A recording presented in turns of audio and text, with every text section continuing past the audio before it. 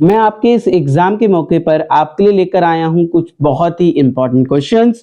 आप लोग अपने एनसीईआरटी क्वेश्चंस को प्रॉपर कीजिए, टेक्स्ट एंड टेक्स्ट, और उसके बाद मेरे दिए गए इन 10-12 क्वेश्चंस को लगाइए और आपका पेपर बहुत अच्छा जाएगा। ठीक है, चलिए लेट अस स्टार्ट करते हैं। आज हम लोग chapter 4 carbon and its compound के कुछ इंपॉर्टेंट क्वेश्चंस को डिस्कस करने वाले हैं। चलिए स्टार्ट करते हैं।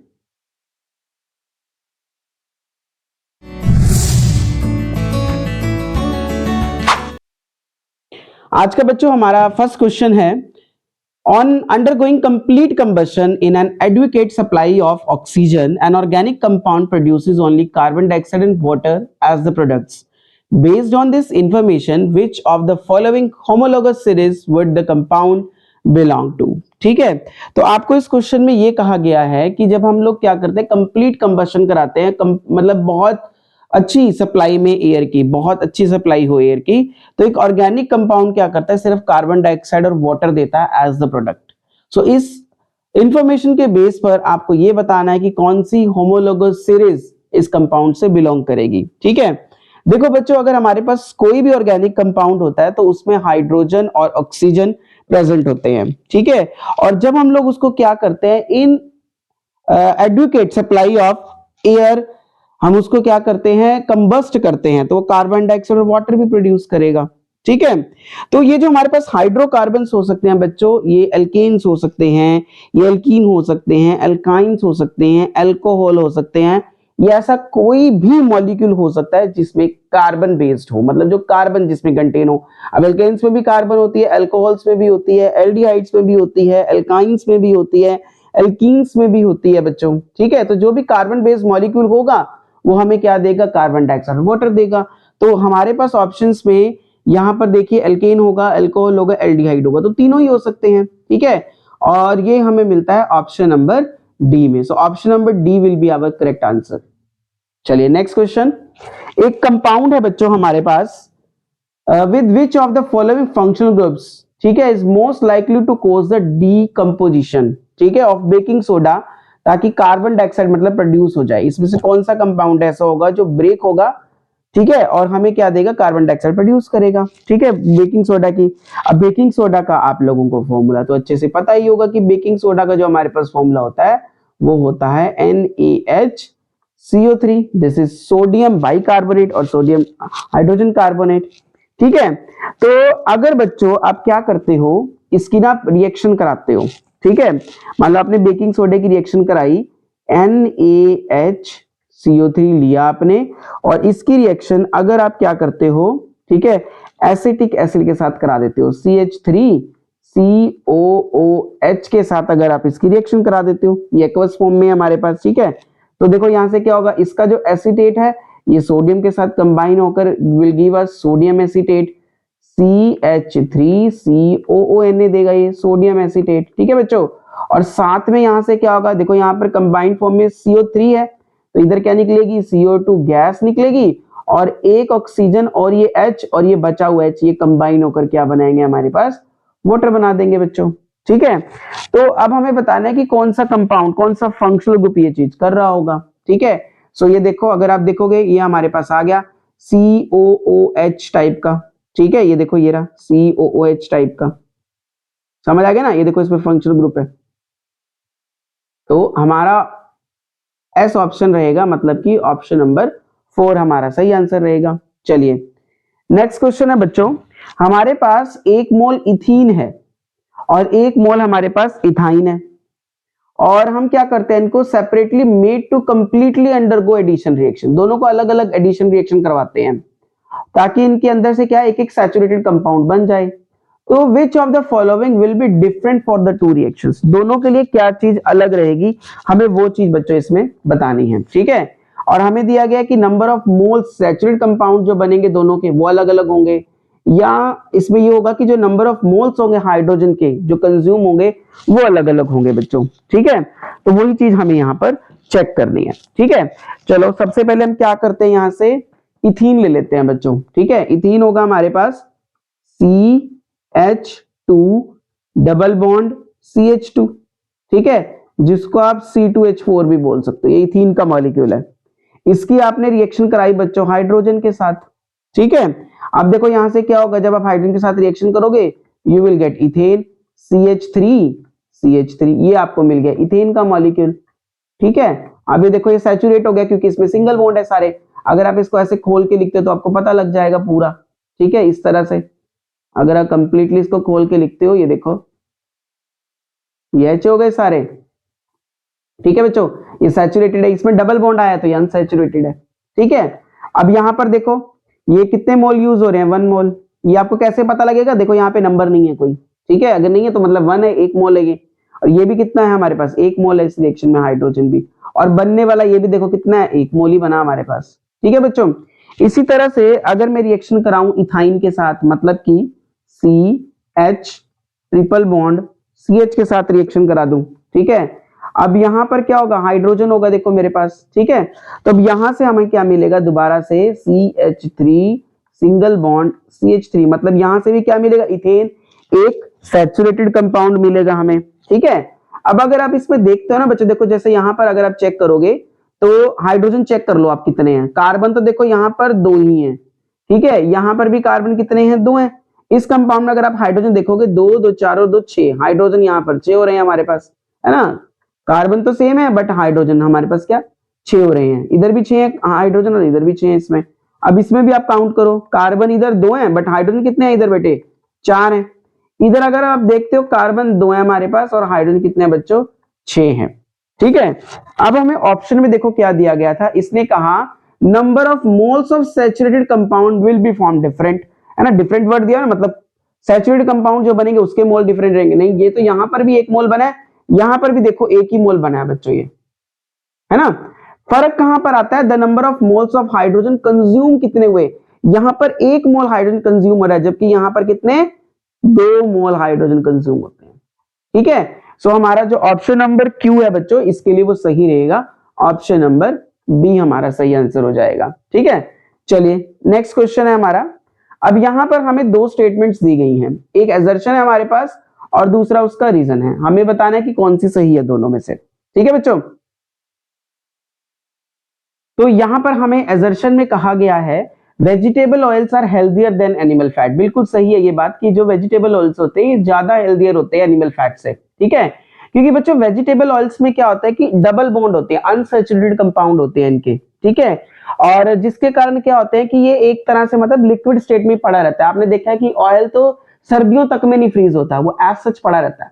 ठीक है, बाकी आप एनिमल फैट की अगर आप बात करते हो जैसे कि घी हो गया, बटर हो गया, तो ये तो बेटे सॉलिड, क्योंकि ये सैचुरेटेड होते हैं, इनमें जो फैटी एसिड्स बहुत सारे होते हैं इनमें भी, जैसे कि वेजिटेबल ऑयल में होते हैं। ठीक है, बट ये सिंगली बॉन्डेड होते हैं और इनमें क्या होते हैं कि इनका जो क्रिस्टल होता है वो बहुत ही आप कह सकते हो कि लेटेस्ट एक पैकेट फॉर्म में रहते हैं, बहुत पैक्ड फॉर्म में। ठीक है, एज अ सॉलिड मास पड़े रहते हैं। आपने देखा होगा कि सर्दियों में भी जम जाता है घी तो। ठीक है, तो इसलिए ज्यादा हमें एनिमल ऑयल, वेजिटेबल ऑयल को ज्यादा कंज्यूम करना चाहिए in comparison to animal fat, क्योंकि इनसे कोलेस्ट्रॉल लेवल भी बढ़ता है हमारा। ठीक है, जो कि एक मेजर कारण है हार्ट अटैक का। इसी तरह से इसमें जो रीजन दिया गया, vegetable oils generally have long unsaturated carbon chain. हाँ, इनके पास लॉन्ग अनसैचुरेटेड कार्बन चेन्स भी होती हैं। ठीक है, जिसके कारण मतलब ये प्रॉपर बाइंड नहीं कर पाते और ये रूम टेम्परेचर पर भी लिक्विड स्टेट में पड़े रहते हैं। वही जो एनिमल फैट्स होता है, ठीक है, वो सैचुरेटेड कार्बन चेन बनाता है। ठीक है, सिंगली बॉन्डेड होती है सभी कार्बन एटम्स इसमें, और ये एक बहुत ही क्लोज्ड पैक स्ट्रक्चर बना लेते हैं और ये रूम टेम्परेचर पर भी एज अ सॉलिड मास पड़े रहते हैं। ठीक है, सो इसमें तो जो रीजन है वो भी सही है और एजर्शन भी, दोनों सही है और रीजन बिल्कुल सही दिया गया है। सो इसका जो आंसर हो जाएगा that will be option number 1, क्योंकि यहाँ पर एजर्शन एंड रीजन दोनों ट्रू है और रीजन हमें करेक्ट एक्सप्लेनेशन भी दिया गया है। चलिए नेक्स्ट क्वेश्चन है बच्चों हमारे पास। हमें कहा गया है कि alkanes are saturated compounds of carbon and hydrogen. बिल्कुल है, एल्केन सैचुरेटेड कंपाउंड्स होते हैं, सब सिंगल बॉन्ड होते हैं इनमें। दैट कैन बी रिप्रेजेंटेड, इनका हमें जनरल फॉर्मूला भी लिख कर दिया गया है CnH2n+2, जहां पर n हमें बताता है कि कार्बन एटम्स कितनी है।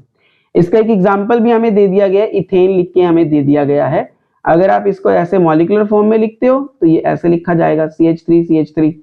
तो माया है, उसने उसके पास एक कंपाउंड है कार्बन हाइड्रोजन का, इसका फॉर्मूला ये दे रखा है। हमें ये बताना है कि what is true about the type of flame this compound will give on combustion, किस तरह की मतलब ये फ्लेम देगा, और उसके पॉसिबल जो भी स्ट्रेट चेन स्ट्रक्चर्स है हमें वो लिखने हैं इस कंपाउंड के। ठीक है बच्चों, अब देखो इसमें से आप ना इस फॉर्मूले को क्या करना करोगे आप, इसमें एक एग्जांपल भी आपको दिया गया है ना। देखो बच्चों यहाँ पर ये जो कंपाउंड हमें यहाँ पर दिया गया है ना, ये कंपाउंड हमारा या तो एल्कीन होगा या अल्काइन होगा। देखो इसके अगर मैं स्ट्रक्चर ड्रॉ करूं, सेकंड पार्ट में हमें स्ट्रक्चर्स के लिए बोला गया है इसके, तो इसको आप इस तरह से कर सकते हो। पहले आप कार्बन को अरेंज करोगे ऐसे करके, ठीक है। देखो ये कार्बन एक दूसरे से जुड़ने के लिए एटलीस्ट एक एक बॉन्ड की फॉर्मेशन तो करेंगी, बट यहाँ पर हमें 4 हाइड्रोजन लगाने हैं बच्चों, तो हम लोग इसके लिए क्या करेंगे, यहाँ पर डबल बॉन्ड्स ले लेंगे। ठीक है, अब कार्बन की वैलेंसी कितनी होती है, 4 होती है हमारे पास, तो कार्बन के बॉन्ड्स पूरे करो। देखो 2 ये हो गए और 2 लग गए इसके साथ हाइड्रोजन, तो ये हो गया CH2। इस कार्बन के देखो 4 बॉन्ड यहाँ पर पूरे हो गए, इसके पास देखो 2 ये बॉन्ड हुए और 2 हमने हाइड्रोजन, तो एक तो ये कंपाउंड बना बच्चों। इसी तरह से आप इसका इस तरह से भी कंपाउंड बना सकते हैं, 2 कार्बन के बीच में आप इसका ट्रिपल बॉन्ड रख सकते हैं, यहाँ पर एक सिंगल बॉन्ड बना सकते हैं, वैलेंसीज पूरी कर दीजिए। ठीक है, तो इस तरह का कंपाउंड भी हमारे पास यहाँ से फॉर्म हो सकता है। तो ये 2 इसके आइसोमर हो गए। ठीक है, अब ये जो हमारे पास कंपाउंड्स है ना बच्चों, देखो इसमें भी डबल बॉन्ड है, यहाँ पर एक ट्रिपल बॉन्ड है, अनसैचुरेटेड है मतलब ये कंपाउंड्स। ठीक है बच्चों, अनसैचुरेटेड कंपाउंड्स हैं ये। और ये जो कंपाउंड्स है बच्चों, जब हम इनको बर्न करते हैं, फ्लेम के बारे में पूछा गया है, तो ये बर्न होते हैं, बर्न्स विद सूटी फ्लेम, ठीक है, या फिर आप कह सकते हो स्मोकी फ्लेम। ठीक है बच्चों, चलिए नेक्स्ट क्वेश्चन है हमारा, यहां पर हमें दिया गया है इथेनॉल। इसको हमें क्या करना है, हीट कहा गया करना है अल्कलाइन पोटासियम परमैंगनेट के साथ, और ये कंपाउंड हमें कोई X दे देगा बच्चों। ठीक है, अब हमें ये बताना है कि कितनी एटम्स जो होंगी कार्बन की इस कंपाउंड X में होंगी। चलो पहले इस क्वेश्चन का हम पार्ट करते हैं। देखो अगर ये रिएक्शन आपके एनसीईआरटी में आपको दे रखी है, ठीक है, और इसका आपको आंसर ही पता है, यहाँ पर जो हमारे पास X बनेगा बच्चों, वो क्या बनेगा, एसिटिक एसिड CH3COOH बनेगा, ये आपने पढ़ रखा है। ठीक है, तो इसमें आप देख सकते हो कितनी कार्बन एटम्स आई हैं, क्योंकि ये हमारे पास X हो गया ना कंपाउंड, तो इसमें एक ये कार्बन है और एक ये, तो 2 कार्बन एटम्स आएंगे। ठीक है, so answer will be 2 C atoms. ठीक है, मतलब कि 2 कार्बन एटम्स होंगे। ठीक है बच्चों, चलिए नेक्स्ट देखो, अब ये कह रहा है कि जो कंपाउंड X है, इसको हमने इथेनॉल के साथ रिएक्ट कराया एक एसिड कैटलिस्ट के प्रेजेंस में, इसने कंपाउंड Y दे दिया। अब यहाँ पर X रख के रिएक्ट करवा दो। ठीक है, मैं डायरेक्ट यहीं पर पुट कर रहा हूं बच्चों, देखो इसकी जगह CH3COOH। ठीक है, जब आप इन दोनों की रिएक्शन कराते हो तो आप लोगों ने ये चीज पढ़ी हुई है, यहां से क्या होगा, OH एलिमिनेट होगा, क्योंकि ये एसिड है तो इसका H पार्ट निकल जाएगा यहां से। ठीक है, तो ये क्या बन गया, देखो 2 H और एक O, मतलब एक तो इसमें से वाटर बन गया। अब कंपाउंड Y का बताना है, बाकी सारा आप कंबाइन कर दीजिए। ठीक है, देखो जब आप इसमें कंबाइन करोगे तो इसको अब कैसे लिखोगे। ठीक है बच्चों, तो इसमें हमारे पास आएगा, ठीक है, तो जब आप इसको एसिड की प्रेजेंस में, ठीक है, आपने एनसीईआरटी में पढ़ी होगी, यहाँ पर आपको H2SO4 दिया हुआ है बच्चों इसके साथ। ठीक है, अब अगर आप इस रिएक्शन को यहाँ से कंप्लीट करते हो, देखो कैसे बनेगा, CH3COO, इतना पार्ट तो ये सेम रहेगा बच्चों। ठीक है, यहां से ये OH चला गया, ठीक है, ये इतना पार्ट सेम रहेगा यहां तक का, और ये इसके साथ कंबाइन हो जाएगा। ठीक है, सो आपको यहां से मिलेगा, इसको आप पूरा वो लिख दीजिए। ठीक है, CH2CH3, ठीक है, और यहां से वाटर आपका बाहर निकल गया। इस तरह से आपका ये कंपाउंड फॉर्म होगा बच्चों। ठीक है, उसके बाद ये कह रहे हैं the type of compound formed in the above reaction with respect to the functional group it contains. ठीक है, अब देखो बिल्कुल सही है। अब ये हमारे पास अल्काइल पार्ट है बच्चों, इसको आप लिख सकते हो R, ये भी कार्बन चेन का पार्ट है, इसको भी आप अल्काइल मानकर इसको भी R लिख सकते हो। बीच में देखो क्या बचा, मतलब ये बन गया आपका RCOOR। ठीक है, ये जो फंक्शनल ग्रुप है बच्चों, इसको हम बोलते हैं एस्टर। ठीक है, सो फर्स्ट का पार्ट हो गया हमारा एस्टर। अब ये देखो, state one characteristic property of compounds of the type of compound Y, ठीक है, वाई की हमें बतानी है कि इसकी कैरेक्टरिस्टिक प्रॉपर्टी लिखनी है हमें, ठीक है। अब देखो जब आप इसकी कैरेक्टरिस्टिक प्रॉपर्टी लिखते हो बच्चों, तो आप कह सकते हो कि जो एस्टर्स होते हैं ये स्वीट स्मेलिंग होते हैं, स्वीट स्मेल, ठीक है, रिमूवर वगैरह में होते हैं ना ये, जो नेल पेंट रिमूव करने काम आते हैं, ठीक है। तो उसके बाद देखो state one use of compound of this type, ठीक है। अब इसके बहुत सारे हैं वैसे तो, बट मेजर आप दो याद रख लो, आप कोई भी एक लिख सकते हो। एक तो ये परफ्यूम्स में यूज होता है, और एक बच्चों यूज होता है हमारे पास एज अ फ्लेवरिंग एजेंट, ठीक है। कोई भी आप एक लिख सकते हो इसमें से, ठीक है। चलिए बच्चों नेक्स्ट क्वेश्चन है। अब यहां पर ना हमें क्या दिया गया है, एल्केन दिया गया है, इसके पास ना 11 कार्बन एटम्स हैं, रिंग में अरेंज कर दी गई है, हमें मॉलिक्यूलर फॉर्मूला बताना है। अब आपको पता है कार्बन की वैलेंसी कितनी होती है, 4 होती है बच्चों। तो एक एक कार्बन के आप बॉन्ड गिन लीजिए, जैसे ये कार्बन है, इसका एक बॉन्ड ये बनता है, एक बॉन्ड ये बनता है, और हमें पता है कार्बन की जो वैलेंसी होती है वो हाइड्रोजन भी पूरी करती है। तो अगर 2 बॉन्ड बनाएगा तो 2 हाइड्रोजन लग जाएंगे। इसको आप इस तरह से लगा दो, ठीक है। ऐसे ही आप इस कार्बन का देखो, पहले यहां पर भी 2 H लगेंगे इस तरह से, इस पर भी 2 H लग जाएंगे, है ना। 4 इसकी वैलेंसीज पूरी देंगे। यहां पर भी आप एक H लगा दो, यहां पर भी आप एक H लगा दो, ठीक है बच्चों।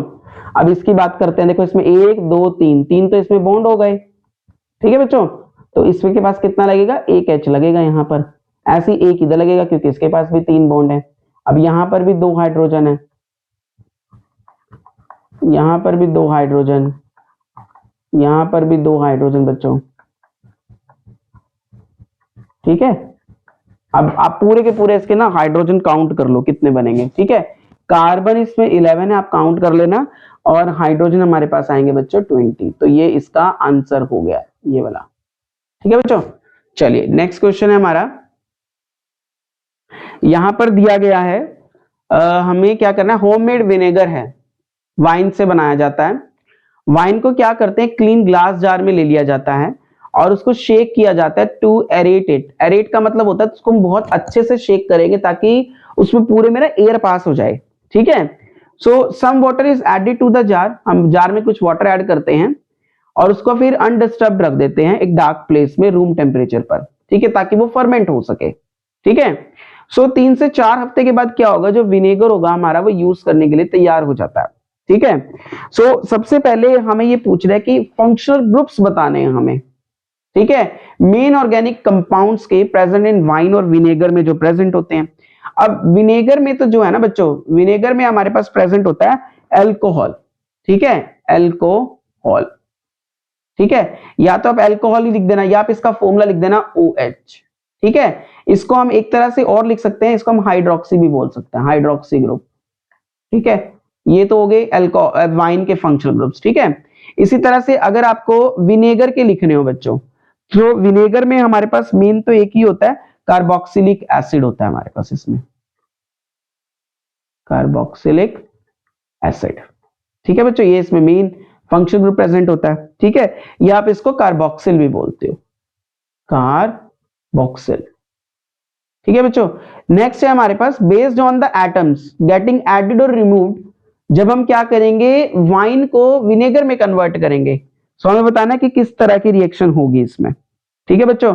तो ये रिएक्शन भी आप लोगों ने पढ़ी हुई है, इस रिएक्शन का नाम होता है बच्चों ऑक्सीडेशन रिएक्शन, ठीक है। एनसीईआरटी से आप इसको टैली कर सकते हैं।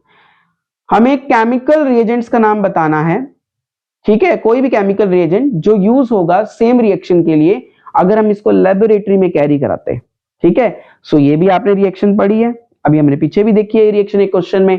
क्या क्या रिएजेंट्स हो सकते हैं ऑक्सीडाइजिंग एजेंट्स, एक तो हम यूज कर सकते हैं पोटासियम पर मैग्नेट का KMnO4 का, ठीक है बच्चों, और साथ में हम इसके साथ या फिर यूज करेंगे पोटासियम डाइक्रोमेट K2Cr2O7, ये दोनों ही बहुत ही स्ट्रॉन्ग ऑक्सीडाइजिंग एजेंट्स होते हैं, ठीक है बच्चों।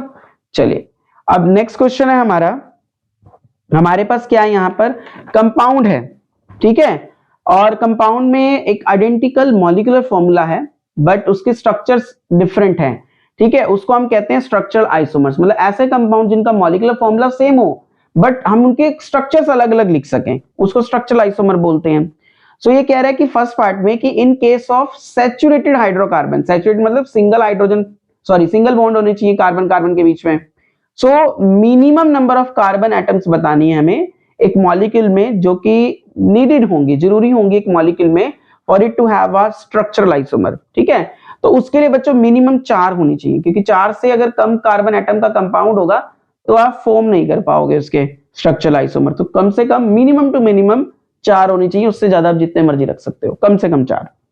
और उसके बाद ये कह रहा है कि हमें स्ट्रक्चरल आइसोमर बताने हैं सैचुरेटेड हाइड्रोकार्बन के जिसमें minimum number of carbon atoms mentioned in A. अब ए में हमें कितनी मेंशन कर देगी हमें पता है, अभी मैंने आपको बताया 4 होनी चाहिए, इसके साथ आप स्ट्रक्चरल आइसोमर्स बना दो। ठीक है, तो आप क्या करोगे, देखो 4 कार्बन एटम आएंगे तो इस तरह से अरेंज कर लीजिए, सैचुरेटेड कंपाउंड है तो बच्चों सिंगल बॉन्ड आएगा। ठीक है, अब इसके साथ आप हाइड्रोजन लगा दीजिए, देखो एक बॉन्ड यहां पर लग गया, बाकी आप इसके साथ हाइड्रोजन लगा दो इस तरह से। ठीक है, आपको कार्बन की बस वैलेंसी 4 रख के पूरी करते जाना है। ठीक है बच्चों, एक तो ये बन गया, एक और आप इसका बना सकते हो इसी तरह से, आप 3 कार्बन को ऐसे अरेंज कीजिए और एक को यहां पर लगा दीजिए। ठीक है, अब आप इसके फिर से बॉन्ड्स पूरे कर दो। ठीक है, ये देखो हाइड्रोजन हाइड्रोजन हाइड्रोजन, यहां पर भी आप ऐसे ही लगा सकते हो। अब यहां पर देखो 3 बॉन्ड तो पहले ही है तो एक ही लगेगा, 4 हो गए पूरे, यहां पर एक था तो आप 3 हाइड्रोजन लगा के 4 पूरे कर दो। ठीक है बच्चों, तो आप ये दो इसके स्ट्रक्चरल आइसोमर्स ड्रॉ कर सकते हैं। ठीक है, चलिए अब हमारा इसका आज का लास्ट क्वेश्चन है ये। चलिए इसमें क्या दिया गया है कि इथाइल प्रोपेनोएट है हमारे पास और ये एक कलरलेस कंपाउंड है, इसके अंदर पाइन एप्पल लाइक स्मेल होती है और ये नेचुरली कुछ फ्रूट्स में जैसे कि कीवीज हो गया, स्ट्रॉबेरीज हो गया, इसमें ये मिलता है। स्ट्रक्चरल फॉर्मूला भी हमें इसका दे दिया गया है। अब हमें क्वेश्चन में ये कहा जा रहा है कि हमें नेम्स बताने हैं कार्बोक्सिलिक एसिड का और अल्कोहल का जिससे ये कंपाउंड हम फॉर्म कर सकें। ठीक है, उसके लिए बड़ा इजी है, आप देखो इसमें क्या करोगे, क्योंकि हमें कार्बोक्सिलिक एसिड लेना है। देखो कार्बोक्सिलिक एसिड का जो ग्रुप होता है बच्चों वो होता है COOH होता है। ठीक है, अब ये देखो ये आपने देखा भाई ये मिल गया आपको C डबल बॉन्ड O वाला ग्रुप। ठीक है, आप इसके इधर वाला आप ले लो। ठीक है, जो कार्बन से जो जुड़ा हुआ ग्रुप होगा ना अल्काइल उसके साथ मतलब ये बॉन्डेड होगा कंपाउंड में, ये आ गया और ये हमारा अलग से निकल गया। ठीक है, देखो अल्कोहल में जो होता है ना हमारा OH ग्रुप होता है बच्चों, इधर ये H होता है तो यहां से H रिमूव होगा, यहां से OH रिमूव होगा तो साथ में इसके वाटर भी निकलेगा जब ये बना होगा कंपाउंड। देखो अब इस रिएक्शन को पूरा करते हैं। ठीक है, जिस तरह से लिखा है ना ये इस तरह से इसी का पूरा कंपाउंड बना लेते हैं। देखो हम कैसे लिखेंगे इसको, हम इसको लिखेंगे CH3, चलो नीचे लिखता हूं मैं इसको, यहां लिखते हैं। देखो बच्चों कैसे करेंगे, CH3 CH2 COO क्या लगा देंगे हम लोग, H लगा देंगे यहां पर। ठीक है, इसी तरह से अब इसके साथ अल्कोहल ले लेते हैं, मैंने आपको बता दिया आप कैसे इसको मिलाओगे, CH3 CH2 इसके साथ आप OH लगा दो। ठीक है, आपको एक एसिड कैटालिस्ट की जरूरत पड़ेगी जो कि होगा कंसंट्रेटेड H2SO4। ठीक है, अब मैंने आपको क्या कहा था, यहां से H रिमूव करो, यहां से OH रिमूव करके कंबाइन कर दो, आपको एक कंपाउंड मिलेगा। ठीक है, इससे आपको यही वाला कंपाउंड मिल जाएगा जो यहाँ लिखा हुआ है। अब आप इसको यहां पर लिख दो तो ये आपका आएगा CH3 CH2 COO और इधर से बच्चों ये जोड़ दो, ये हो गया आपका इथाइल प्रोपेनोएट। ठीक है बच्चों, और साथ में मैंने आपको एक और बताया था कि इससे वाटर भी निकलेगा। ठीक है, अब नेक्स्ट पार्ट में हमें दिया गया है कि apart from mixing the carboxylic acid and alcohol what should be done to form this compound. ठीक है, हम और क्या कर सकते थे इसको, ठीक है, मतलब कि इसको छोड़ करके हम मिक्स ना करते कार्बोक्सिलिक एसिड या अल्कोहल ना डालते तो हम इसके अलावा क्या कर सकते थे। ठीक है, इसके अलावा ना आप क्या कर सकते थे, देखिए इसके अलावा ना बच्चों आप क्या कर सकते थे, आप इसमें एसिड डाल सकते थे। ठीक है, हाँ, और साथ में आप इसको क्या कर देते, हीट कर देते बस, हीट द रिएक्शन मिक्सचर।